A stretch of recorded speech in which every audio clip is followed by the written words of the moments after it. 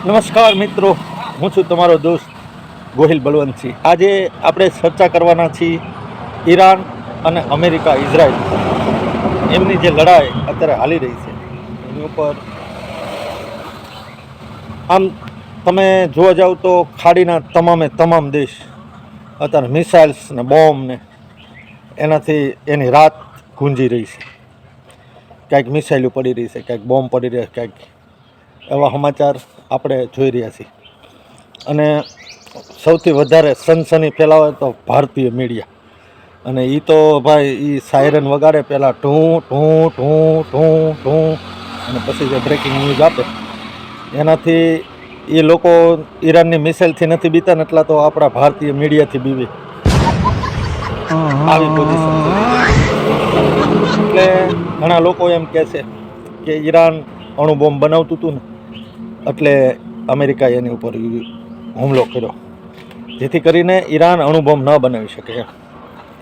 તો આની પહેલાં ઈરાક ઉપર આવું જ બાનું કાઢી અને અમેરિકાએ હુમલો કર્યો કે ઈરાક છે ને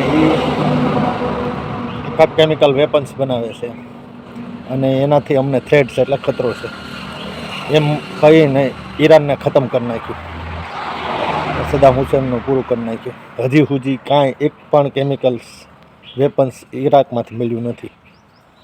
પછી હમણાં જો વેનેઝુએલાના રાષ્ટ્રપતિને ઉપાડ લીધો કે એ સ્મગલિંગ કરે છે એમ કરે, પણ એને ઉપાડ લીધા પછી એક પણ વાર સ્મગલિંગની ક્યાંય વાત થઈ નથી. વાત થાય છે તેલની. એટલે મેન ખેલ તેલનો છે.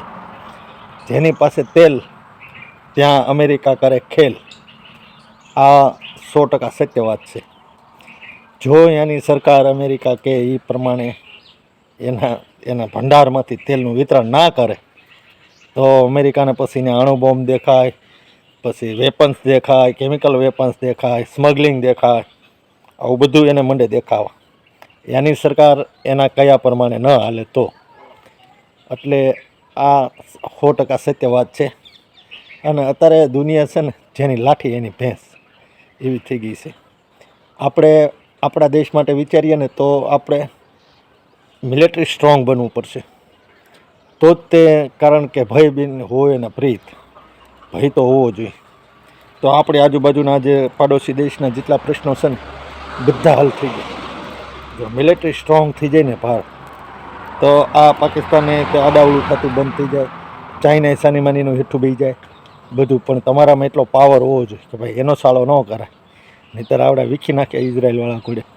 ઇઝરાયલવાળા 5ને તમે મારી આવે ઈવડાવી તો પછી ઓલા ઇઝરાયલવાળા 5ને બદલે 10ને મારીને હેઠા બેસી જાય. એમ નહીં, એનું મૂળ ક્યાં હતું, એને ઉત્પન્ન કોણે કર્યા, એને સપોર્ટ કોણ કરતા હતા, ઠેઠ સુધી પહોંચે મૂળિયા. 2 વર્ષ પહેલાં હુમલો થયો તો એના હજી ઈવડે એ લોકો ગોતીને હજી મારે છે. એટલે એ પ્રમાણે પણ એની આગળ પાવર છે ભાઈ, અને એની આગળ ટેકનોલોજી છે. એટલે મિલિટરી સ્ટ્રોંગ થવું પડે. બાકી આ બધી લડાઈ પાછળ તેલનો ખેલ છે. 15 મહિનો હાલશે અને એની અસર આખી દુનિયામાં પડવાની. કારણ કે પેટ્રોલ ડીઝલના ભાવ વધશે એટલે દરેક વસ્તુમાં મોંઘવારી આવશે. હવે ઘણા લોકો એમ કહેતા હતા હવે એ બાજે એમાં આપણે શું ફેર પડે. હવે રશિયા અને યુક્રેન બાદે એમાં લંકાને શું, તો લંકાની આખી ઓલી ભાંગી ગઈ. શું કહેવાય એને, કહેવાય કે અહીંયાની જે સિસ્ટમ હતી ને આખી ભાંગીને ભૂકો થઈ ગઈ. અને આટલી બધી મોંઘવારી વધી ગઈ અહીંયા, તે પબ્લિક રોડ ઉપર આવી ગઈ ને સરકારને વીખી નાખી. એ આપણે નજરે જોયું. યુક્રેનના યુદ્ધની અસર અહીંયા થઈ હતી. એટલે ન થાય એવું ન સમજતા. આપણે રેલો તો આવશે મોંઘવારીનો, પણ એના માટે તૈયાર રહેવું પડશે. અને આવી લડાઈઓ તો હાલાત કરવાની. આપણે શું કરવું, આના ઉપરથી આપણે શું સબક લીધો. આપણા દેશને મિલિટરી સ્ટ્રોંગ થવું પડશે. હજી તો સ્ટ્રોંગ છીએ જ તે આપણે, દુનિયાની 3જા નંબરની આર્મી તો છે જ તે આપણી. પહેલાં 2જા નંબરે આપણે પહોંચવાનું છે. એટલે આપણો સાળો કરતાં પહેલાં માણસો 10 વખત વિચારે એવું તો થવું જ પડે. આ દુનિયા એવી થઈ ગઈ છે જેની લાઠી એની ભેંસ, બાકી બીજું કાંઈ છે નહીં. તમને મારી વાત સાચી લાગી હોય તો વિડીયો શેર કરજો. અને યુટ્યુબમાં જોતા હો મિત્રો તો સબસ્ક્રાઈબ કરવાનું ના ભૂલતા. સબસ્ક્રાઈબરની ફૂલ જરૂર છે અત્યારે. જય હિન્દ, જય માતાજી.